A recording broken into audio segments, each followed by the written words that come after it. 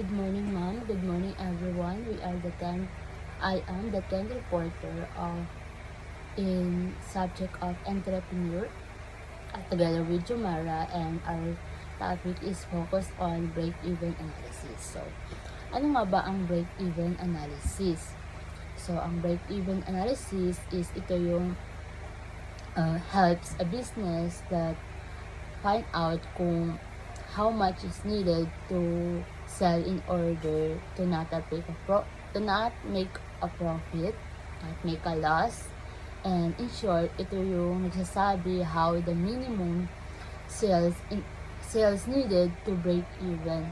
So, bakit nga ba ito importante? So, importante ito para malaman mo yung break-even point na makapag-decide sa'yo, na makahelp sa'yo makapag-decide kung yung business mo ba is viable, kung marami bang bumibili doon, na kung marami bang bumibisit sa shop ninyo na bumibili, and also if you can afford to lower prices. So kung kaya mo bang makisabay sa iba na naglo-lower prices para makaakit ng customers, and then whether to add a new product. So kung kaya mo rin bang mag-produce or mag-release ng new product, kaya ba ng sales, kaya ba ng profit.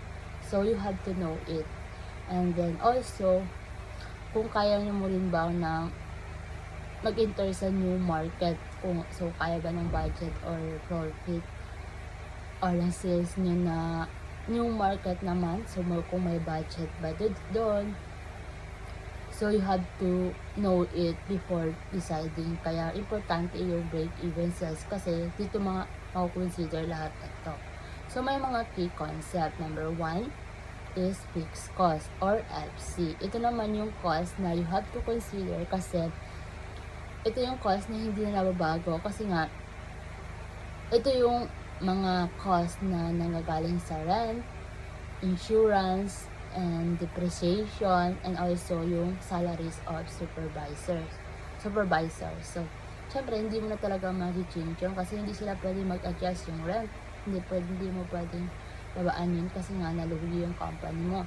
Also, yung sales na yung salaries of supervisors mo, hindi naman sila mag-a-adjust sa'yo kung hindi na kaya ng product mo na magpasahod sa mga staffs. So, then the next one you will consider is the variable cost or VC.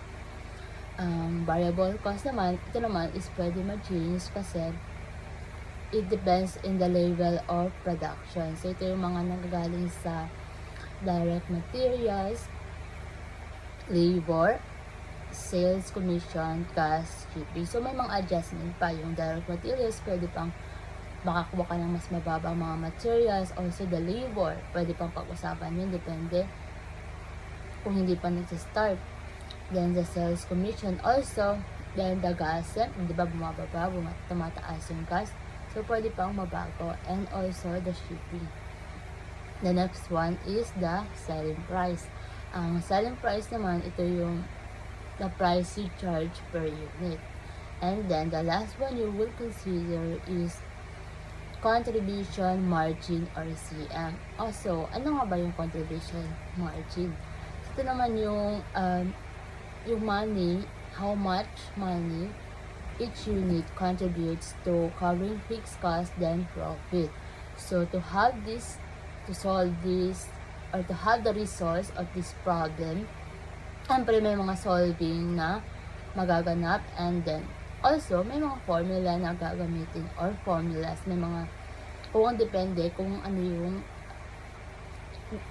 gusto mo na malabas or malaman sa ma-solve yung problema ng business mo. So sa number 1, sa yung mga break-even point formulas, ang number 1 is break-even sales in units. Ito naman yung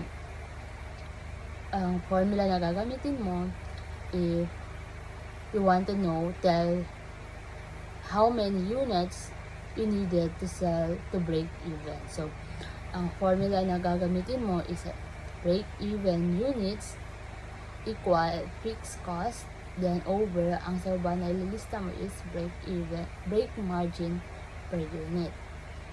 And then yun yung gagamitin mo na formula if ang gusto mong malaman lang is how many units you need to sell to break even.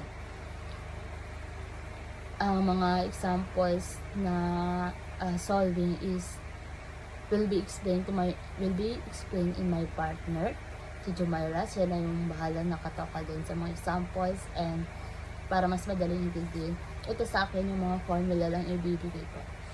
And then number 2 is break-even sales in pesos. Ito naman ang formula na gagamitin mo kung gusto mong malaman na how much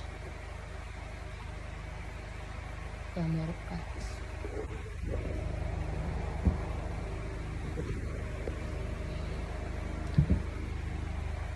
Ito naman kung gusto mong malaman how much revenue